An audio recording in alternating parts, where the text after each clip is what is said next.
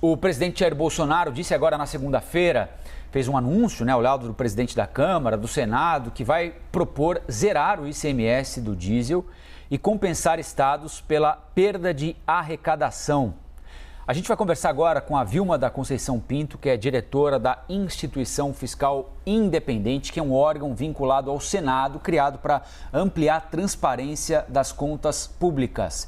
Vilma, bom dia, obrigado aqui pela atenção com a CNN.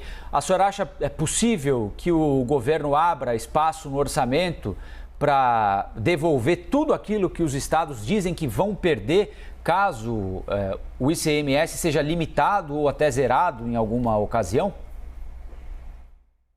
Bom dia, prazer estar aqui. Então, tem dois fatores nessa discussão, né? Uma é a questão de curto prazo e a questão de médio e longo prazo.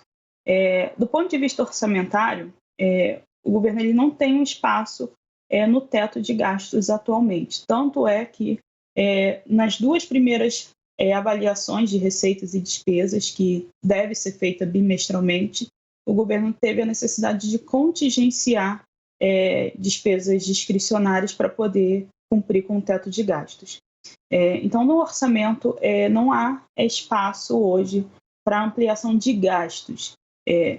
Caso o governo opte por fazer algo nessa linha, necessariamente teria que abrir um espaço extra-teto para ampliação dessas compensações. Meu bom dia também para a senhora. E esse valor que o governo estipulou aí entre 25 e 50 bilhões, ele é suficiente para ressarcir os estados que optarem por zerar? Aparentemente não. A gente ainda está fazendo as contas, né, na Instituição Fiscal Independente.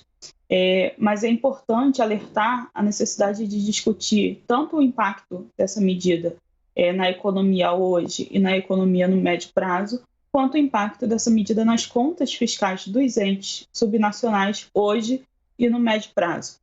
O que a gente sabe é que cerca de 37% do ICMS, do total do ICMS, está concentrado em energia elétrica, combustíveis, transportes e comunicação.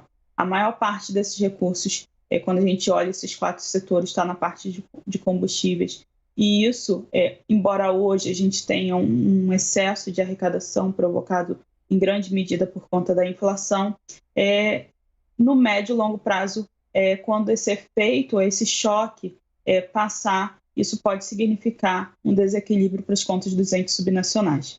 Então, é correto afirmar, primeiro, que os estados efetivamente estão com boa arrecadação hoje, mas isso se deve à inflação, a um quadro momentâneo e não permanente, e que quando as coisas voltarem ao normal, um dia vão voltar, por mais que demore, mas quando as coisas voltarem ao normal e se a legislação permanecer como quer o governo federal, os estados podem sim ficar com os serviços que prestam à população comprometidos, porque os estados prestam serviço na área da saúde, na área da educação. Hoje, por exemplo, há um levantamento do estado de São Paulo, do governo do estado de São Paulo, dizendo que as 3 universidades estaduais de São Paulo poderiam perder R$1 bilhão do orçamento delas. E aí, outros inúmeros dados que estão sendo apresentados, Isso é fato, então. Quando as coisas voltarem ao normal, a inflação voltar ao normal, a arrecadação voltar ao normal, os estados podem ficar com serviços comprometidos? Sim, isso pode acontecer.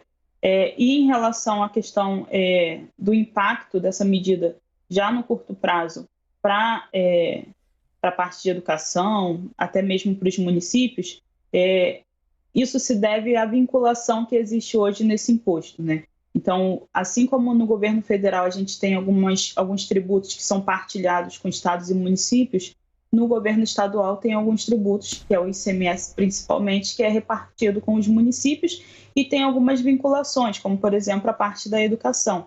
Um percentual do que o governo arrecada tem que ser destinado para a área da educação necessariamente. Então, se você tem uma redução dessa arrecadação, naturalmente é de supor que a gente vai ter uma redução também nesses repasses.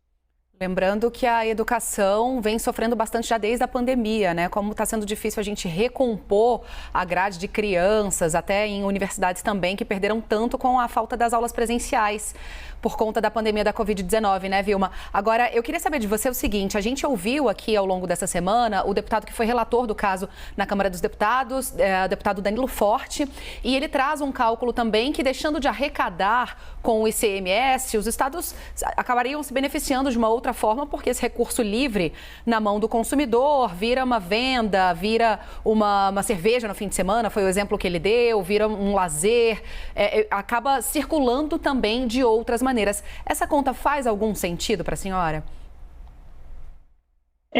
Quando a gente tem uma redução de impostos, naturalmente a gente aumenta a renda disponível das famílias, né? Então, a renda que tem de disponibilidade para ser consumida ou poupada, ela deriva da renda bruta, a renda de salários, por exemplo, menos o que essas pessoas pagam de impostos. Então, se você tem uma redução de impostos, é natural supor que você vai ter um aumento dessa renda disponível.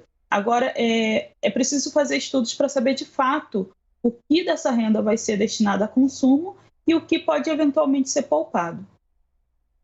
A gente conversou aqui na CNN com Vilma da Conceição Pinto, que é diretora da Instituição Fiscal Independente. Vilma, bom dia, muito obrigado pela atenção aqui com a CNN, bom trabalho para a senhora. Obrigada, bom dia. Bom dia.